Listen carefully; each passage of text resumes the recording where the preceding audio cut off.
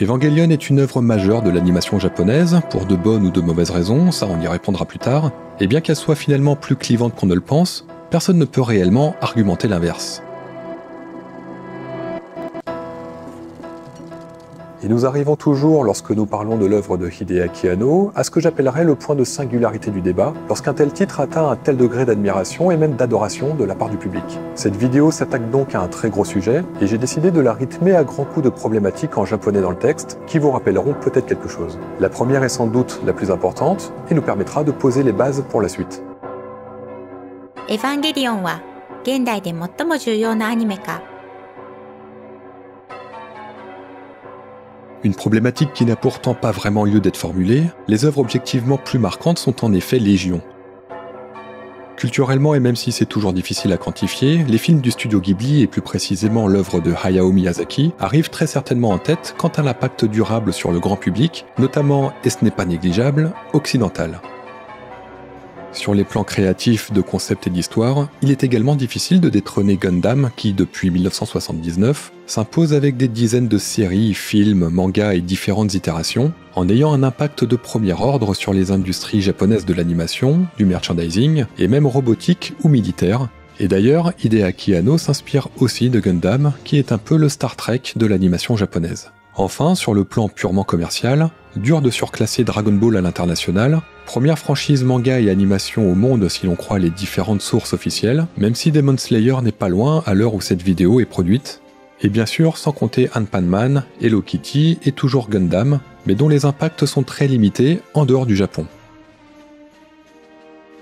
Dans tout ça, Evangelion est loin, loin derrière. L'œuvre est véritablement culte au Japon, et si les films du reboot sobrement nommé Rebuild of Evangelion ont été de grands succès au box-office japonais, force est de constater que la série, comme les films, connaissent un déploiement relativement moyen auprès du grand public occidental. Une constatation mesurable avec les outils à notre disposition, tels que le nombre de publications dans le milieu littéraire et journalistique, ainsi que les éléments publics de sites agrégateurs d'avis et de notes tels qu'IMDb et Rotten Tomatoes. Pour le formuler simplement, Evangelion est une œuvre ayant finalement très peu circulé auprès du public occidental, même celui voué à l'animation japonaise, infiniment moins par exemple que les précédemment cités Dragon Ball, Demon Slayer ou Ghibli. Et tout cela est parfaitement normal, puisque si nous sommes d'accord pour dire qu'Evangelion est une œuvre d'animation majeure, et peut-être même là où l'une des plus importantes de notre époque, il est surtout nécessaire de préciser que le titre de Hideaki Anno est avant tout une œuvre déroutante, faisant d'elle l'antithèse absolue des infiniment plus grands publics Hayao Miyazaki ou Mamoru Hosoda, pour précisément ne citer que les plus parlants. Une autre problématique plus fondamentale s'impose alors pour comprendre en quoi la licence est à ce point portée au nu par les fans. Evangelion wa gendai de mottomo okubukai anime ka? Car avant même d'établir si oui ou non l'œuvre a une quelconque importance par ses apports esthétiques ou narratifs, il convient déjà de comprendre exactement de quoi elle est faite.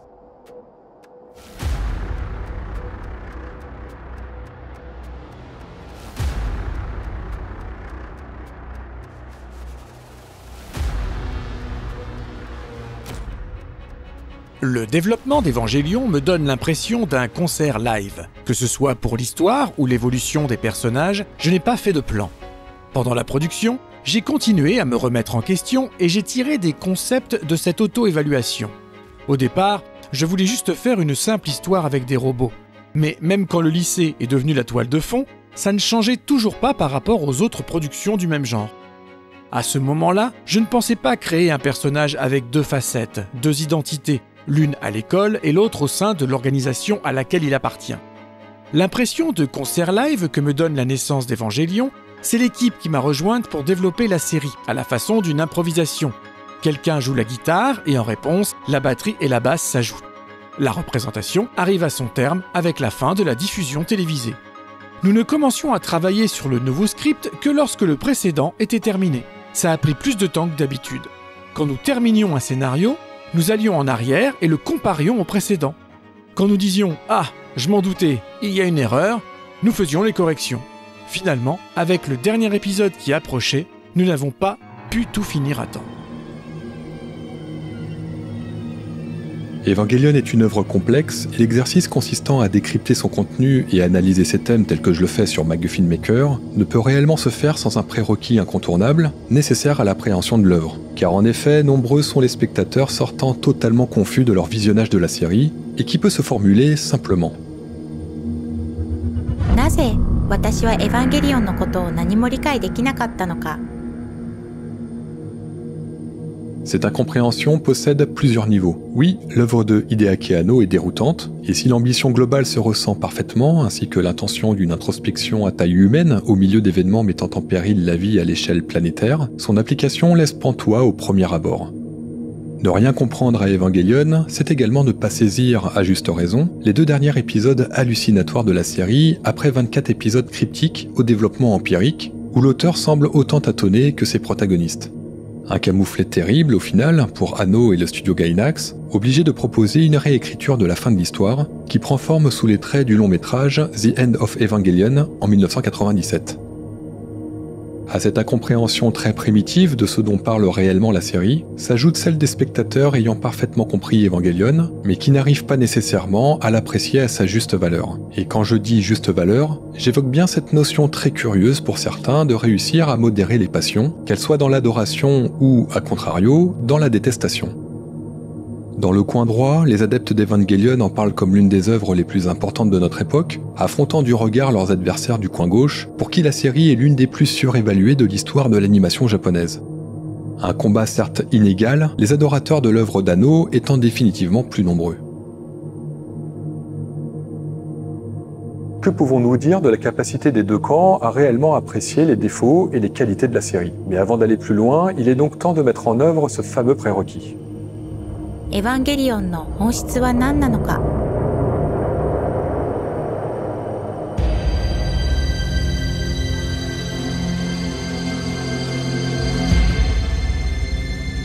Aux origines les plus fondamentales du monde d'Evangelion se trouve le premier peuple fondateur, Daichi Shiso Minzoku, originaire d'un coin reculé de l'univers en des sphères temporelles inconnues.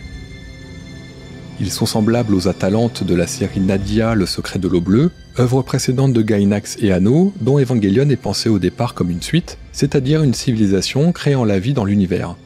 Nous savons peu de choses quant à ce premier peuple, sinon qu'ils maîtrisent parfaitement la génétique et les voyages dans l'espace. Prévoyant supposément leur destruction future, ils envoyèrent aux 4 coins de l'univers 7 graines de vie, Seime no Tane, contenues dans une coquille protectrice appelée Lune, et possédant chacune un artefact de sécurité permettant de neutraliser l'effet de ces graines, si nécessaire, appelée Lance de Longinus. Chaque graine de vie, comme leur nom l'indique, est vouée à créer la vie, et possède ainsi une sorte de code génétique dont nous connaissons que 2 variantes, le fruit de la vie et le fruit de la connaissance. Ces graines ont pour mission de s'implanter sur des planètes viables et d'y créer une forme de vie conforme à leur code, et ne peuvent par conséquent pas s'associer entre elles. 4 milliards d'années auparavant, c'est la Lune blanche qui s'écrase sur la planète Terre, dans une région qui sera plus tard connue sous le nom d'Antarctique. En son sein se trouve Adam, dont la mission est de donner naissance à une forme de vie appelée les anges, Shito en version japonaise. Mais son action est vite interrompue par une anomalie majeure. Une autre graine de vie, contenue dans la Lune noire, qui aurait dû se trouver à des milliers de parsecs de là, s'écrase lourdement sur Terre dans la région qui deviendra plus tard le Japon, et provoque un puissant cataclysme connu sous le nom de Premier Impact. Les débris propulsés dans l'espace s'agglomèrent avec le temps pour devenir le satellite naturel de la Terre. Mais l'accident a surtout provoqué la disparition de la lance de Longinus de cette graine de vie, appelée Lilith, qui ne peut par conséquent pas être neutralisée, action nécessaire puisqu'elle se trouve sur la même planète que l'autre graine de vie arrivée plus tôt. C'est donc Adam, dont la lance est intacte, qui est neutralisé, pour ainsi laisser à Lilith le droit d'exercer sa mission et d'essaimer la planète de sa forme de vie appelée Lilin, ou plus communément l'humanité, la race humaine. Bien qu'Adam et Lilith se trouvent sur la même planète, les choses se déroulent selon le mystérieux plan du premier peuple fondateur, et la vie suit son cours sous le code génétique du fruit de la connaissance pendant des milliards d'années.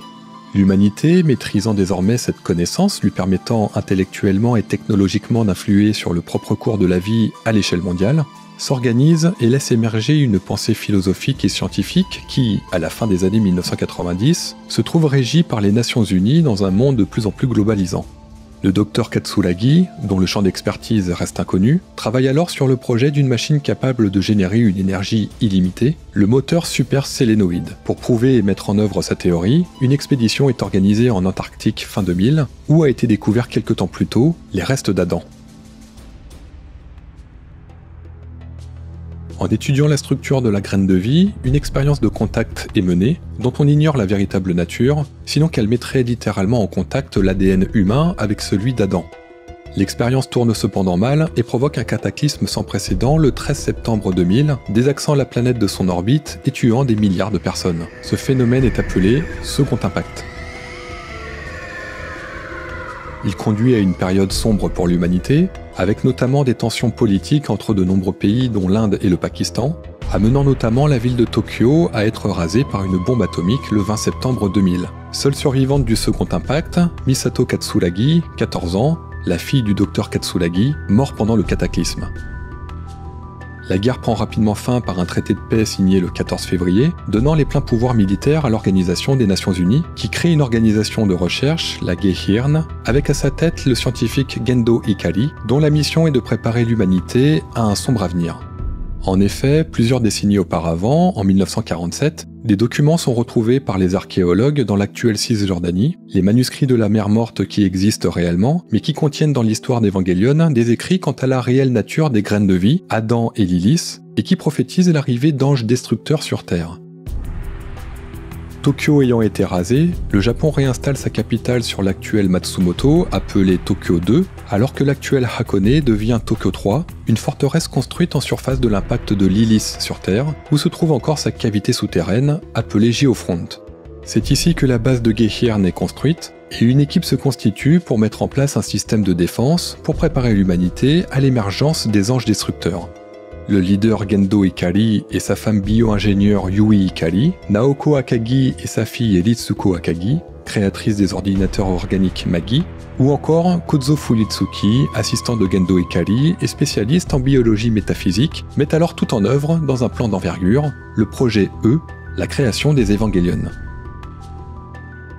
Sous l'organisation Geihirn, Gendo Ikari est envoyé en Antarctique à l'endroit du second impact, et le projet Evangelion est mené pendant une dizaine d'années. Le but est de créer des géants hybrides humanoïdes étant capables de combattre les anges. Entre-temps, des événements dramatiques ont lieu. Yui Ikari meurt lors d'une expérience avec le premier Eva, le fils qu'elle a avec Gendo, Shinji Ikari, est envoyé loin de chez lui, son père ne pouvant ou ne voulant plus s'occuper de lui. Quelque temps après, Naoko Akagi, créatrice des ordinateurs organiques Magi, tue une jeune fille nommée Rei et se suicide en se jetant dans les entrailles de sa création. Suite à ces nombreux incidents, la Geihirn est restructurée et devient la NERF. Au-delà de sa mission publique, elle suit en réalité d'autres desseins sous les ordres d'une organisation secrète dirigeant les Nations Unies dans l'ombre, la ZIL. La narration d'Evangelion commence alors en 2015, soit l'année de l'attaque du premier ange prophétisé par les manuscrits de la mer morte, Sachiel. Cette histoire jusqu'ici n'est pas réellement racontée dans la série, d'où la confusion ressentie au visionnage d'Evangelion, mais provient de sources parfaitement officielles, comme les fameuses informations classifiées du jeu Neon Genesis Evangelion 2 de 2003. La série, qui commence donc en 2015, étend sa narration sur plusieurs mois jusqu'au supposé troisième et final impact, égrénant un à un les anges destructeurs, qui constituent alors la structure interne de la série, ce pourquoi elle est notamment reconnue.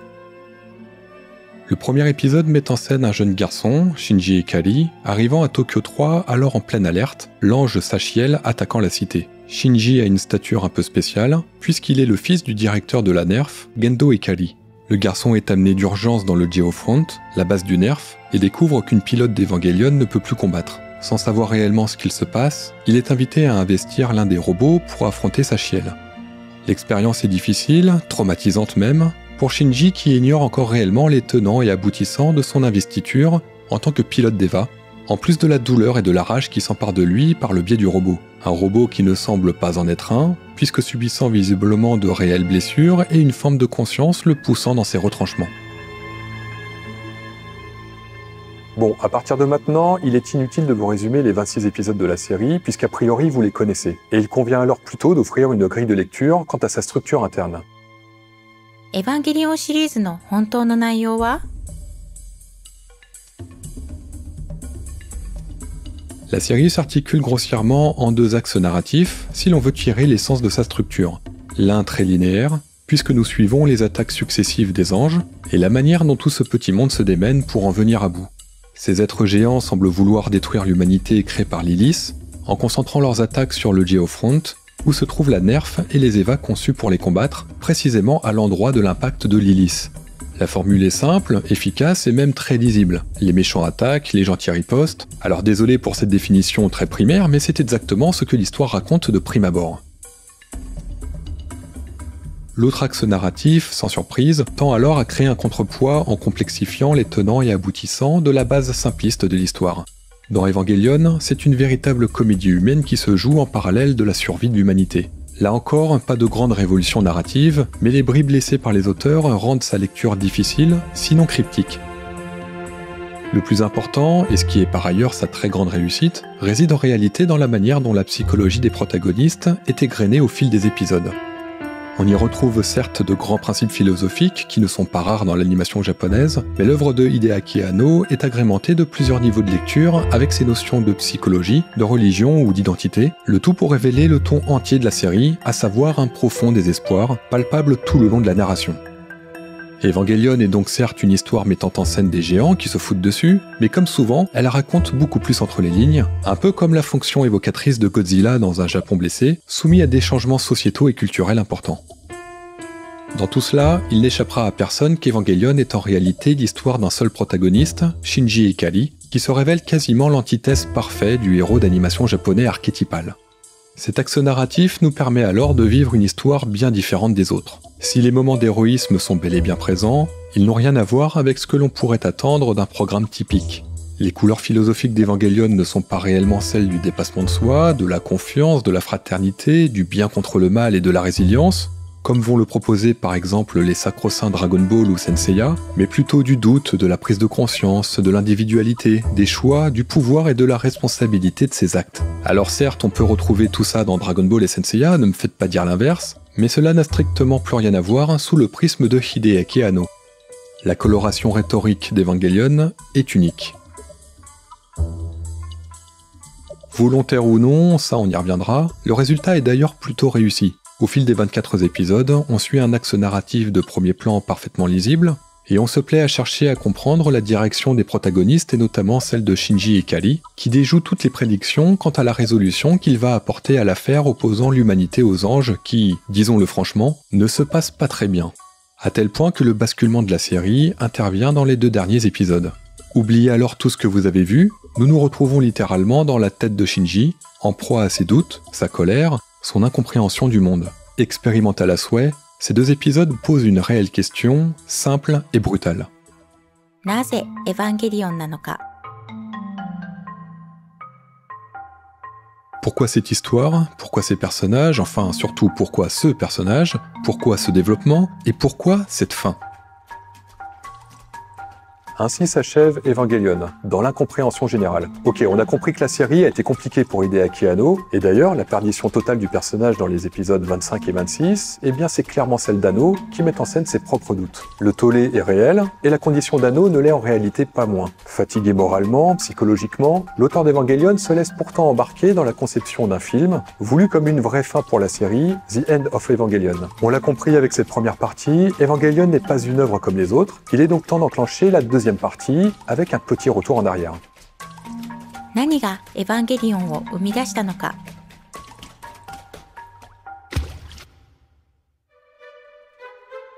Lorsque la NHK a demandé une nouvelle série, Hayao Miyazaki a proposé d'adapter tel quel le roman 20 000 lieues sous les mers de Jules Verne. Pour des raisons que je ne connais pas, le projet fut refusé et il est parti sur le projet de Laputa avec le studio Ghibli.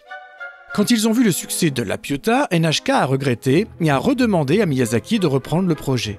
Ce dernier a refusé par manque de temps. Alors, ils ont lancé une compétition entre plusieurs studios. Gainax a été retenu et c'est ainsi que Nadia et le secret de l'eau bleue a pu voir le jour.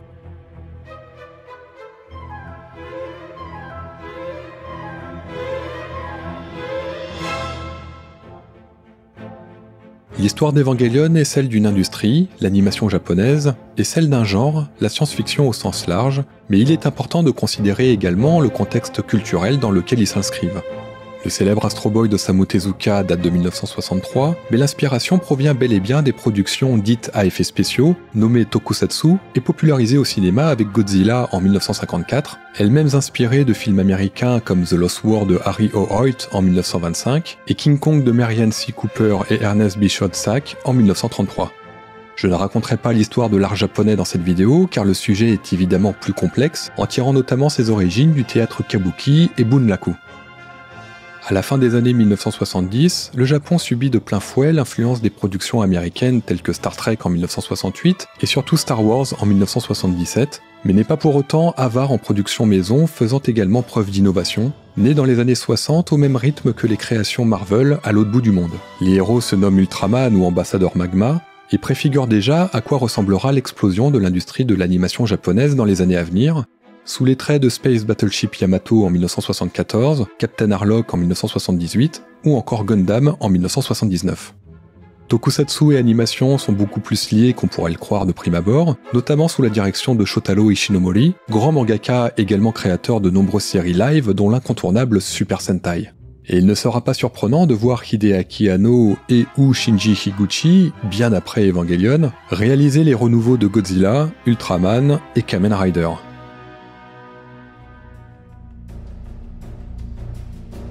Précisément, comment Anno et ses camarades ont-ils commencé ? En 1981, des amis de la région d'Osaka au Japon, biberonnés à cette culture multiple entre manga, animation, cinéma de genre et tokusatsu, participèrent à une toute petite convention de science-fiction, Nihon SF Taikai, créée en 1962 et qui existe encore de nos jours. L'édition de 1981 est alors surnommée Daikon 3, puisqu'il s'agissait de la troisième fois que le festival se produisait à Osaka, et est organisé par des étudiants locaux comme cela se faisait habituellement, notamment Toshio Okada et Yasuhiro Takeda. Il demande alors à des étudiants de l'Université des Arts d'Osaka de réaliser un cours d'animation officiel pour la convention, Hideaki Anno, Hiroyuki Yamaga et Takami Akai.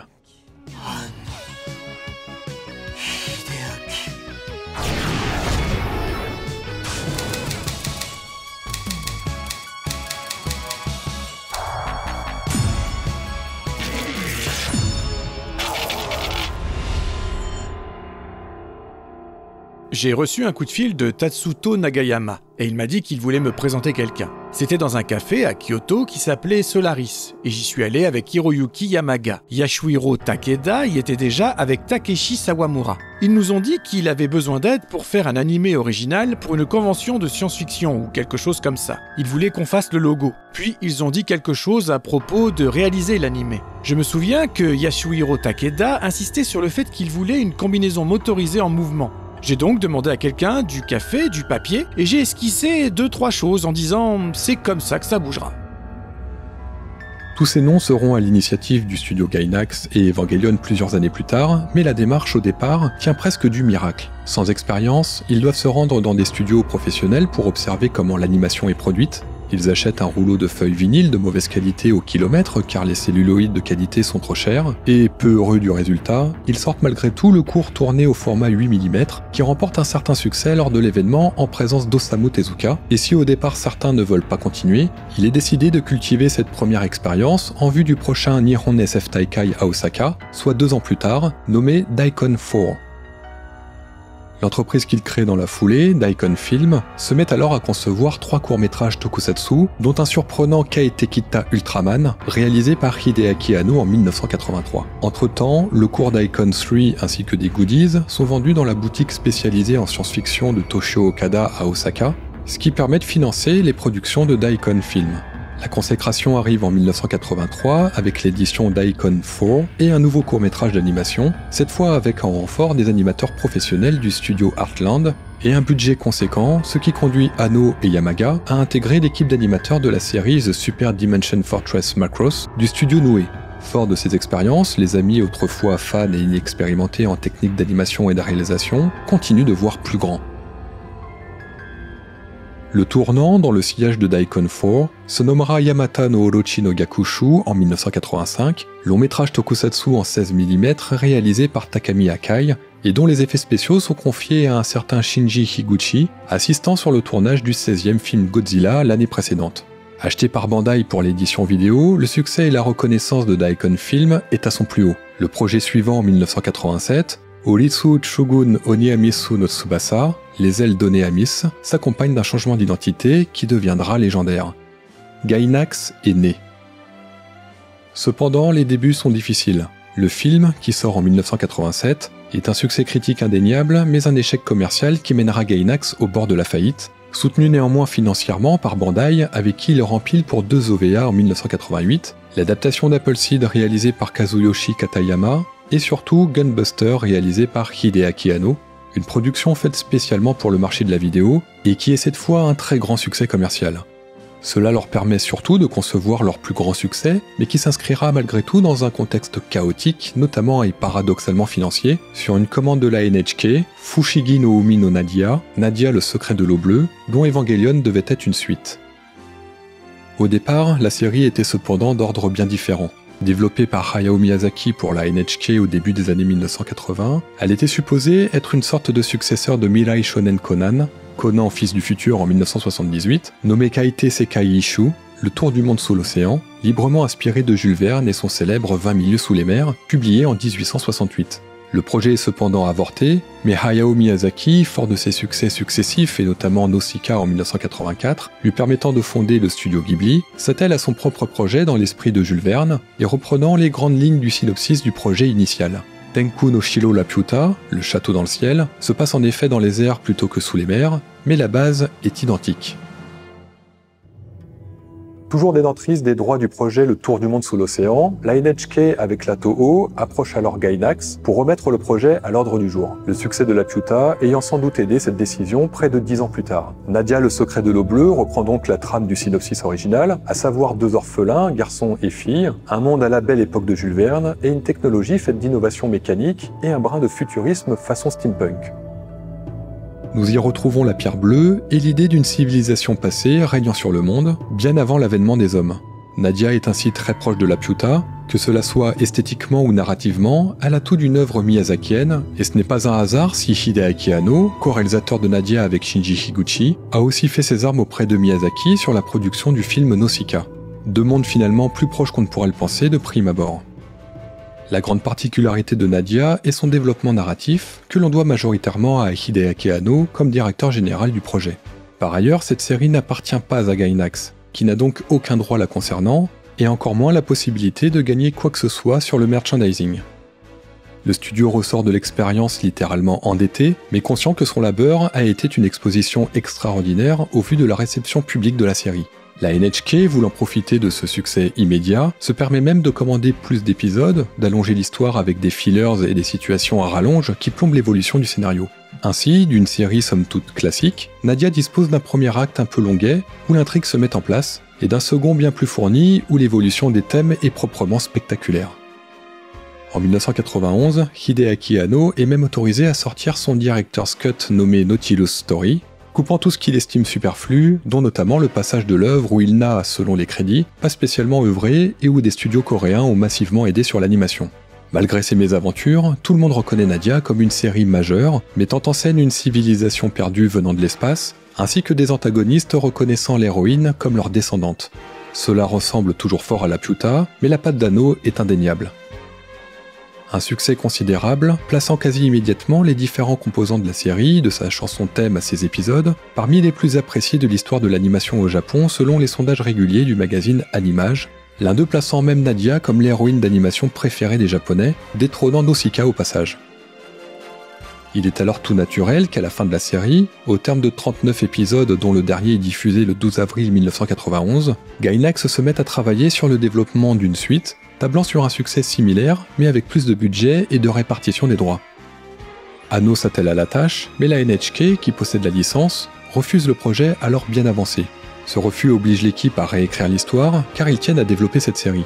En 1991, lors de l'arrêt de Nadia, le studio est en effet endetté et relativement dans l'impasse côté projet, ce qui est d'autant plus paradoxal que la série de NHK est l'un des plus grands succès de ces dernières années.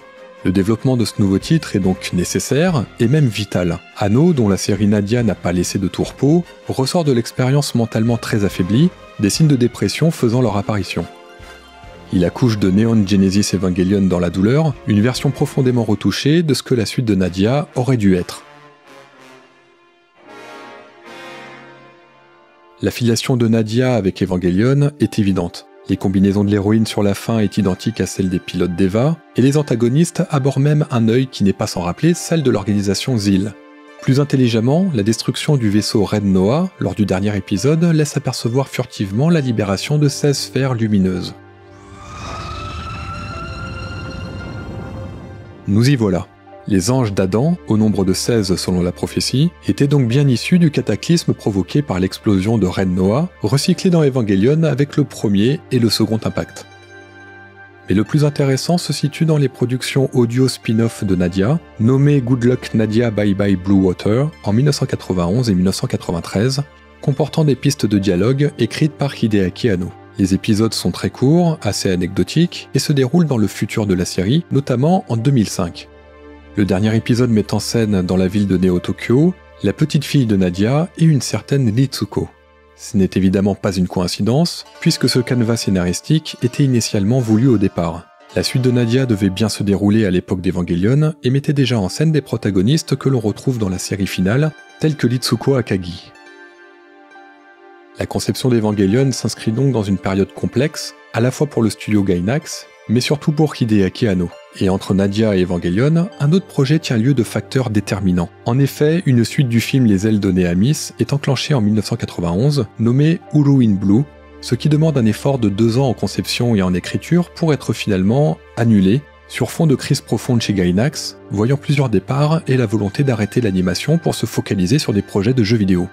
Anno débute d'ailleurs la réécriture et la pré-production active d'Evangelion cette même année, en 1993, sur une demande inopinée de la société King Records, qui se propose de coproduire une nouvelle série avec Gainax. Les années qui suivent, jusqu'à la première diffusion d'Evangelion le 4 octobre 1995 sur TV Tokyo, restent un calvaire pour Anno, qui tombe en dépression. Mais l'expérience d'Uru in Blue est salvatrice à un certain niveau. Yasuhiro Takeda, producteur chez Gainax, précise que l'un des thèmes du film avorté, la persévérance et la résilience face à des situations que l'on veut fuir, aura impacté positivement Anno, qui était très proche de la démission. Evangelion est alors, sans concession, imprégné de plusieurs de ces sentiments contradictoires qui feront toute sa particularité. L'histoire d'Evangelion puise donc dans les ramifications tumultueuses du studio Gainax et de Hideaki Anno, et ça c'est une particularité propre à la série, d'être le produit d'un esprit torturé et secoué par des années de production intensive rarement récompensées. Le résultat, à ce point nommé de la vie du studio et de son plus célèbre représentant, donne naissance à une série immanquablement complexe, autant géniale que bourrée de contradictions, et paradoxalement l'une des œuvres les plus en phase avec son auteur qui puisse exister.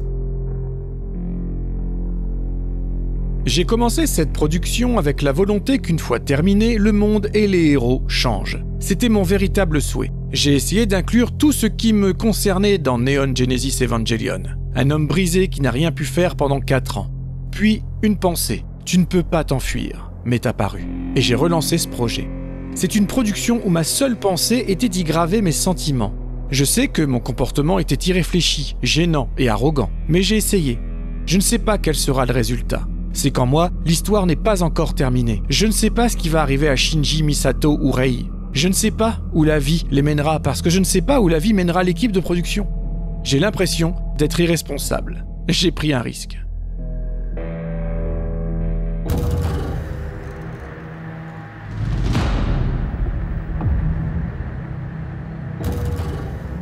Il existe plusieurs façons d'aborder Evangelion, et elles sont toutes liées aux notions d'analyse et surtout d'interprétation.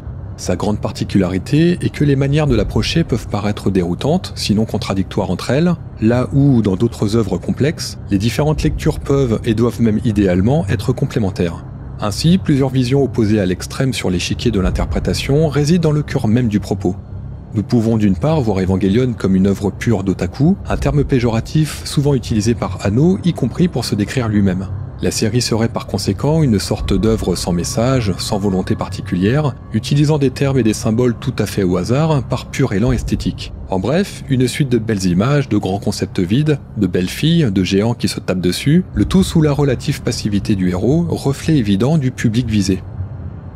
D'autre part, Evangelion peut être vu comme l'exact opposé, une œuvre qui raconte très précisément une histoire à lire au premier degré, l'humanité est créée par une entité extraterrestre confinant au divin, et qui cherche à se battre pour survivre contre la volonté de destruction des uns et la mégalomanie des autres, le tout dans une structure complexe où chaque élément serait connecté avec les autres. Mais au-delà de ces deux positions finalement très terre-à-terre, réside le véritable grand débat. エヴァンゲリオンにメッセージはあるのか。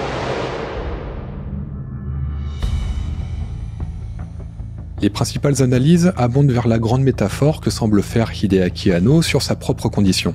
D'aucuns y voient une allégorie de l'industrie de l'animation au Japon et comment Anno, sous les traits de Shinji Ikari, s'y percevrait. D'autres y voient une métaphore similaire mais proprement renversée. Evangelion serait le reflet de l'état mental d'Anno et comment l'industrie, voire même la société Gainax, s'agiterait autour de lui selon son propre champ de perception cognitive, toujours symbolisé par le personnage de Shinji. Peu importe la formule, la vérité est qu'Anno, très critique sur l'industrie de l'animation japonaise, qui n'hésite jamais à taper sur ses confrères Mamoru Oshii ou Hayao Miyazaki, questionne sans cesse son futur. Les fans d'animé et l'industrie de l'animé sont indéfinis. D'une certaine manière, le Japon tout entier est indéfini. Je détestais ça. Je voulais construire une barrière entre moi et la société. Si je dois le définir en rapport à la série, c'était un native field, un modèle de comportement dans lequel je déchirerais ou rejetterais tout ce qui franchissait la ligne de démarcation entre moi et les autres. Peut-être que c'était la barrière du cœur. Est-ce que chaque élément d'Evangelion a une raison, une explication? Est-ce que le propos est forcément à lire sous le filtre de l'interprétation métaphorique? Ou est-ce qu'il s'agit que d'une œuvre pour otaku, que l'on a sans doute un peu trop suranalysée avec le temps? En réalité, Evangelion, c'est un peu tout ça. La contradiction que porte l'œuvre fait partie de son message livré plus ou moins consciemment. Elle est le reflet d'un homme, son créateur, ainsi que la synthèse allégorique d'un acte délibéré que peu maîtrise réellement, la création. L'évocation du christianisme et du judaïsme transparaît dès le titre. Neon Genesis Evangelion se traduirait par l'évangile de la Nouvelle Genèse, rappelant tout simplement la Genèse, premier livre de la Bible. Les évangiles sont les écrits, les paroles, racontant la vie et l'enseignement de Jésus-Christ dans le Nouveau Testament. Une notion vaguement entretenue par l'idée d'utiliser les manuscrits de la Mère morte dans la série, mais ces derniers sont relatifs à l'Ancien Testament, ce qui est très différent. Dans le titre japonais, le terme Genesis est d'ailleurs absent, Shinseiki Evangelion se traduisant par l'évangile du nouveau siècle, ce qui ne veut plus rien dire sur le plan théologique. L'autre grande référence est celle aux anges, angels dans la version anglaise, dont je vous épargne la définition religieuse.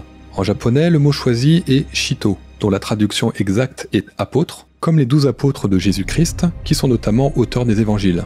Sauf que les anges, en japonais, sont désignés par le terme tenshi. Et d'ailleurs, les créatures antagonistes d'Evangelion portent bien des noms d'anges de la Bible, tels que Sachiel ou Ramiel. Alors pourquoi cette erreur? On pourrait torturer les rapports entre ces termes longuement, mais ces choix seraient purement esthétiques selon Kazuya Tsurumaki, assistant réalisateur de Hideaki Anno. Il y a plein de productions avec des robots géants au Japon, et on voulait que notre histoire ait des termes religieux pour l'aider à se distinguer. Le christianisme n'est pas une religion courante au Japon, et on pensait que ça amènerait du mystère. Personne de notre équipe sur Evangelion n'était chrétien. Il n'y a aucune signification chrétienne dans la série. On trouvait juste que des symboles religieux de ce type avaient l'air cool. Si on savait que ça allait être distribué aux États-Unis et en Europe, on aurait peut-être repensé tout ça. Il serait toutefois faux d'attribuer ces choix au seul hasard et à la coolitude que cela renverrait auprès du public. Mieux que cela, les explications données par plusieurs membres de l'équipe, dont Hideaki Anno, expliquant que les choix n'en sont pas et ne veulent rien dire, ressemblent presque à des éléments de langage. Il est en effet difficile de croire que l'auteur n'a pas un tant soit peu réfléchi son propos en écrivant Evangelion, sans toutefois réussir à lui donner tout le sens qu'il aurait certainement voulu au départ, s'éloignant de son ambition, et provoquant alors ses explications maladroites. Car Evangelion use et abuse des signes bibliques. La figure de la croix est omniprésente, et les anges dans les premières versions du script prenaient en japonais le terme d'apôtre en grec, apostolos, renvoyant sans ambiguïté aux 12 apôtres de la Bible. Avec un tel capital de référence, il est normal qu'Evangelion déchaîne les passions et les interprétations sont très nombreuses. Au premier degré, si nous analysons les termes et les situations, une lecture plus qu'une autre semble toutefois se distinguer, et nous devons pour cela reprendre les éléments un à un. Le premier impact se produit quand la graine de vie Lilith s'écrase sur Terre, brisant sa lance de Longinus qui aurait pu la neutraliser. Adam, déjà présent, est donc désactivé car les deux graines ne peuvent cohabiter, mais c'est lui qui aurait dû créer sa propre forme de vie sur Terre. Suite à la découverte d'Adam en Antarctique, l'humanité procède à une expérience mettant en contact l'ADN humain à Adam, ce qui provoque le second impact. Adam survit en tant qu'embryon. Quelque temps plus tard, les anges font leur apparition. Ils sont les enfants d'Adam. Une fois arrivés à maturité, ils semblent programmés à attaquer l'humanité, nommée Lilith, l'enfant de Lilith. Pour faire simple, les enfants d'Adam s'attaquent donc aux enfants de Lilith, dans le but de remettre les compteurs à zéro. Lilith n'aurait jamais dû venir sur Terre, et jamais l'humanité n'aurait dû voir le jour. Cela doit conduire au troisième impact, prophétisé par les manuscrits de la mer morte, se traduisant par l'extinction de l'humanité et la naissance d'autre chose. Jusqu'ici, l'intrigue est assez lisible. Il s'agit d'une sorte de guerre des dieux au milieu duquel l'humanité doit réussir à survivre. Le premier point intéressant est que sous couvert d'avoir fait les choses au hasard car ça sonnait bien, Anno a instillé plusieurs sous-lectures se reflétant dans le choix des noms. D'une part, Adam est nommé d'après le premier homme créé par Dieu et à partir de poussière de terre. La première femme, Ève, est créée à partir d'Adam et on apprend rapidement que les Evangelions, ou Eva, sont bien créés à partir de l'ange Adam dans la série. Jusqu'ici, le rapport fonctionne. Plus surprenant, Lilith fait référence aux traditions juives tardives, et si ce nom semble cité une fois dans la Bible de façon très nébuleuse, il s'avère que cette créature féminine aurait été créée à partir de poussière de terre, tout comme Adam, et serait donc son parfait égal. D'ailleurs, Lilith est décrite comme un démon, première femme d'Adam avant Ève, l'ayant finalement repoussée selon les essais de la théologienne Judith Plasko sur le féminisme dans le judaïsme. En lui tenant tête, Lilith inverse subitement le rapport patriarcal des religions monothéistes, et deviendra par ailleurs un symbole féministe du monde entier. De la même façon dans Evangelion, Adam est immobilisé par sa lance de Longinus, nom donné à l'arme ayant percé le flanc de Jésus-Christ lors de la crucifixion. Ce rapport de domination se retrouve dans la série et il n'est pas anodin. Adam est largement cité dans la Bible, mais Lilith l'est dans des récits tardifs issus de la tradition orale profane. D'un coup de pinceau, Anno se fait païen et chamboule la lecture théologique que l'on aurait pu faire de son œuvre. Difficile de croire à une coïncidence, d'autant que trouver des informations quant à la nature de Lilith au début des années 1990 n'était pas aisé. Anno a volontairement fait des recherches ciblées. Selon un écrit médiéval en langue hébraïque, Lilith est décrite comme un démon, une sorte d'agent de destruction, de corruption de l'ordre établi. Ce n'est d'ailleurs pas pour rien que Lilith est appelée le fruit de la connaissance dans la série, Adam étant le fruit de la vie. Cette connaissance amène les notions de prise de conscience, de groupe et d'individualité, donc d'émancipation, et quelque part de perte de contrôle.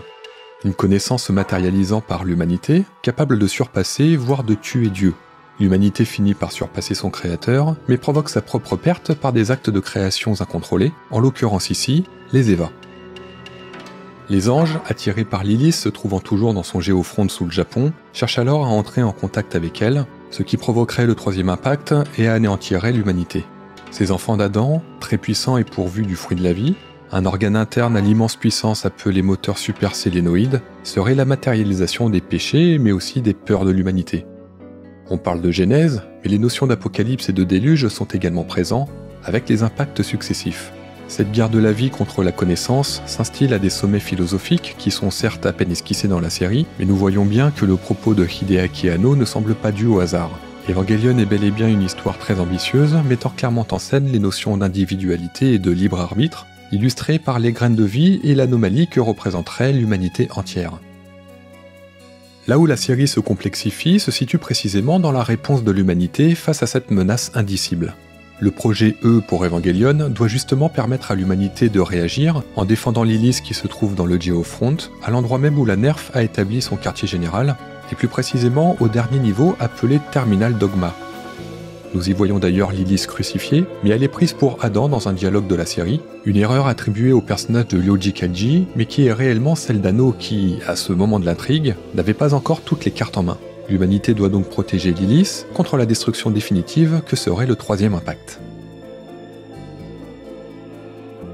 Mais une autre menace s'inscrit progressivement. Dans l'ombre, une organisation secrète tirant les ficelles du monde cherche à mettre en œuvre le projet de complémentarité de l'homme. Son but serait d'élever la condition humaine et de transcender son existence, brisant les individualités et regroupant l'humanité en une entité unique et homogène sous forme de soupe primitive. Le problème est que leurs agissements et même leurs objectifs semblent très flous dans la série, pour ensuite devenir plus précis dans le film The End of Evangelion, mais surtout le jeu vidéo et les films qui suivront. Là encore, la raison est très terre à terre, et Hideaki Anno l'explique sans détour. En parlant d'improvisation, lorsque j'ai ajouté le projet de complémentarité de l'homme qui apparaît dans le 2e épisode et qui allait devenir le point pivot de l'intrigue, je n'avais toujours aucune idée de ce qu'il allait complémenter. C'était juste du bluff. Finalement, on apprend que le but des membres de l'asile serait de fusionner dans un Evangelion, profiter de la puissance infinie du fruit de la vie pour transcender leur propre existence en devenant Dieu. Pour cela, ils utilisent des agents extérieurs qu'ils manipulent à leur bon vouloir, à commencer par Gendo Ikari. Ce dernier cherche secrètement à retrouver sa femme morte par le biais du même projet de complémentarité et fomente un plan dont la clé est le personnage de Rei, en réalité un clone de la femme de Gendo créé avec un fragment de Lilith. Si bien que l'homme, dans des événements se situant dans le film final et non la série, se retrouve avec l'embryon d'Adam dans la paume de la main et amène Rei devant le corps de Lilith pour provoquer le 3e impact. Mais Rei se rebelle et fusionne avec Lilith, provoquant le redouté cataclysme, mais pas celui attendu, ni par les uns ni par les autres. Là encore, le concept de libre arbitre domine. La série et le film mettent en exergue la notion de choix, pas vraiment celle des conséquences. La prophétie se réalise, tout est finalement bien en ordre dans l'histoire, bien que son écriture se soit littéralement fait à grands coups de bluff. Mais là où les choses se corsent et se trouvent infiniment plus intéressant à analyser, est bien la position métaphorique d'Anno dans la série, sous les traits du jeune Shinji, mais pas seulement. Une fois le script des voix terminé, nous avons modifié beaucoup de choses, y compris les répliques. La structure est restée la même, mais les détails et les dialogues ont été modifiés et on a rajouté des transitions. Mais ça n'a toujours pas fonctionné. Je me suis dit que ça n'allait pas être intéressant. Jusqu'à ce que je voie le premier montage, je ne savais pas ce que je voulais faire. Je pensais que le scénario n'était pas assez bon, mais j'étais tellement naïf que je pensais pouvoir le faire fonctionner. Ensuite, je n'ai rien pu tirer du premier épisode. Ce fut un énorme échec. Hideaki Anno doute. L'homme fort de Gainax a toujours partagé son malaise, son incapacité à survivre métaphoriquement dans la société japonaise, et plus particulièrement dans le milieu culturel. Sans cesse partagé entre son amour pour le cinéma, le tokusatsu et l'animation, les questions qu'il pose sur la notion même de création fait de lui un personnage hors norme.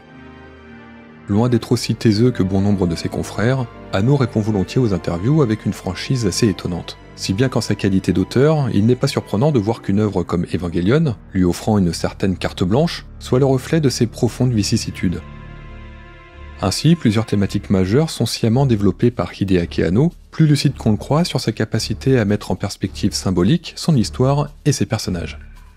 La dimension philosophique, d'une part, transparaît jusque dans le choix de termes et de noms d'épisodes, le plus célèbre étant le dilemme du hérisson du philosophe allemand Arthur Schopenhauer, et qui reflète bien la posture d'Anno quant aux relations humaines montrées dans Evangelion.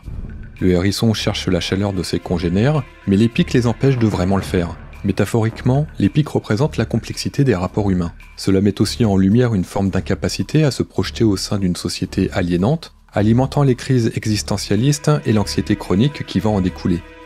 Ainsi, Shinji Ikari est non seulement l'antithèse du héros d'animation standard, mais aussi un anti-héros tout court.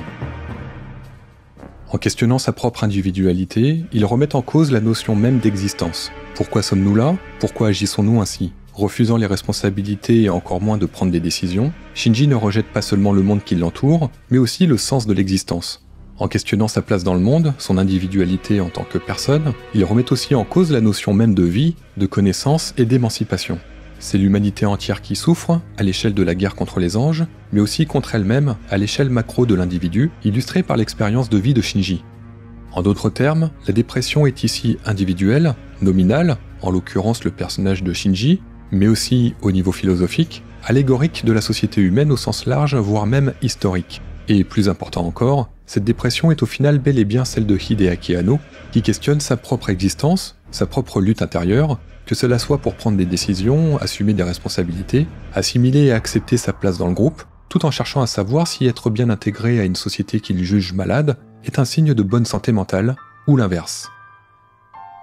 Inévitablement, la série développe donc également des thèmes de la psychologie, au-delà des notions de philosophie que l'on peut en tirer, pour simplement abonder dans un sens très simple, à défaut d'être très évident lorsque l'on ne connaît pas son créateur. Evangelion serait l'expression profonde de Hideaki Anno et de son combat contre la dépression. Une perdition sur le plan affectif, mais aussi sexuel et vital. Ainsi, les références au fondateur de la psychologie moderne Sigmund Freud sont nombreuses, et mettent en évidence plusieurs notions de psychologie que l'on retrouve dans les titres des morceaux des bandes originales de la série, tournant souvent autour des complexes d'enfance avec en tête celui d'Oedipe dont souffre non seulement Shinji, mais sans doute également tous les autres pilotes d'Eva ayant perdu leur mère. Fait important, les mères décédées des pilotes habitent littéralement l'âme des Eva, permettant à leurs enfants de faire marcher ces géants hybrides entre vie organique et création mécanisée humaine. Avec l'Entry Plug, les pilotes pénètrent littéralement les Eva, mais se voient eux-mêmes pénétrés par un liquide interne pour compléter la symbiose parfaite entre l'esprit et la machine, thème important et récurrent en science-fiction. Une symbiose qui n'est pas sans rappeler le principe du troisième impact et celle de la complémentarité que recherchent les membres du ZIL. Tout ici rappelle la notion psychiatrique de la pulsion, tantôt de vie avec sa dimension sexuelle, tantôt de mort avec le concept de sacrifice ou de suicide. Sacrifice du père pour Misato, suicide de la mère pour Asuka ou Ritsuko, et même troubles sexuels voire identitaires pour Shinji, dans tous les cas des pulsions brisant les rapports humains et qui feraient passer le dilemme du hérisson pour une problématique de second plan. En résulte un rapport forcément compliqué entre les protagonistes, face à la menace des anges mais aussi du plan de complémentarité du ZIL, qui va complexifier encore plus le message de Hideaki Anno adressé à Hideaki Anno lui-même. Difficile en effet de comprendre si l'intrication des problèmes perçus dans Evangelion cherche à porter un message plus global sur l'univers et la narration de la série, ou si Anno met précisément en application, plus ou moins consciemment, les grands concepts d'une société profondément malade, où ce que l'on considérerait être normal serait forcément perçu comme anormal. Anno pose ainsi cette question: de quelle normalité suis-je le produit ? Au moment où tout doit exploser avec le troisième impact, cette fin redoutée mais dont on ignore réellement ce qu'elle impliquera pour les protagonistes et l'histoire, Anno n'a pas d'autre choix que d'anéantir lui-même son œuvre. Le pinacle de la narration d'Evangelion, à la fois détesté et adoré, redouté et désiré, obsédant et magnétisant, et son diptyque de fin, les célèbres épisodes 25 et 26. Plusieurs raisons font que ces épisodes sont ce qu'ils sont, et il est difficile de s'y retrouver. D'une part, jamais l'équipe n'a confirmé, et a même parfois argumenté l'inverse, qu'il aurait s'agi d'un problème de budget, mais plutôt d'un problème de planning de production avec leur client TV Tokyo, diffuseur de la série. Selon plusieurs sources, le problème se situerait dans le retard chronique pris par l'équipe d'épisode en épisode. Le 24e, se soldant par une séquence très violente, bien que peu graphique, n'a jamais pu être visionné par la chaîne. À peine le montage fini, Gainax l'envoya sur Betacam SP pour diffusion immédiate. Le network, mécontent d'avoir passé une séquence jugée violente, demanda à voir les storyboards et visionner les 2 derniers épisodes, qui devaient donc être produits en désormais moins de temps qu'avant. En utilisant des extraits des précédents épisodes, des prises de vue live et des écrans parfois vides de toute animation, les épisodes 25 et 26 sont clairement des ovnis, et qui se passent principalement dans la tête de Shinji ou celle d'Anno. Si je voulais que ce soit plus rentable commercialement, j'aurais pu laisser tomber les épisodes 25 et 26, puisque je n'en avais pas le temps. M'excuser et rattraper le temps de diffusion avec une compilation vidéo. Si nous avions fait ça, le nombre de personnes mécontentes aurait été faible et nous aurions obtenu beaucoup de votes de sympathie. Je suis sûr que j'aurais eu des lettres de gens disant « Je suis désolé que vous n'ayez pas eu plus de temps, mais s'il vous plaît, montrez-nous le reste de l'histoire en vidéo ou autre. C'est bien mieux d'un point de vue commercial, car on obtient la sympathie des clients et ils achètent la suite. » Cependant, dans les épisodes 25 et 26, j'ai voulu abandonner toute pensée commerciale et mettre mes sentiments honnêtes à l'écran. Malgré tout, c'était un choix de dernière minute. Shinji Ikari est traumatisé par la mort du personnage de Kaoru Nagisa, jeune homme pilotant l'Eva 2 à la place d'Asuka Soryu Langley, mort qu'il provoque lui-même à la fin du 24e épisode. Mais peu importe finalement les éléments concrets de la narration, puisque nous basculons subitement dans une suite de monologues impliquant chaque personnage majeur de la série, principalement Shinji, dans un élan d'introspection tout bonnement spectaculaire. Lunaire de bout en bout, ces 2 épisodes sont certes marqués par un manque de temps de production évident, mais qui illustre surtout la propre perdition de Hideaki Anno dans sa propre histoire. Le troisième impact n'a d'ailleurs pas lieu, et le projet de complémentarité du ZIL n'est pas très clair, tout comme la fin. Shinji semble s'être trouvé lui-même, voilà, c'est fini. De ce fait, les derniers épisodes interdisent aux spectateurs la possibilité de compléter l'intrigue, et rejoint en conséquence la grande famille des séries qui n'ont pas su retomber sur leurs pieds. Conscient du tollé général, mais aussi de l'immense popularité de la série, Gainax est sollicité par de nombreuses sociétés prêtes à financer ce qui deviendra non pas un film, mais 2 films, bien que le premier, Death and Rebirth, propose un montage résumant la série et un long teasing du second long-métrage sortant quelques mois après, le seul qui compte réellement, The End of Evangelion. Cette fois, l'histoire reprend une forme narrative plus classique, même si l'introspection et les notions philosophiques et psychiatriques dominent. Nous avons droit à une fin, à un troisième impact et une série de résolutions acceptables, mais cela ne résout pas spécialement l'immense problème de la série, d'être construite dans la douleur et l'épuisement, au point d'en être hautement confusante. Mais libre à chacun d'y voir un projet, dont la complémentarité trouvera sa clé chez les spectateurs.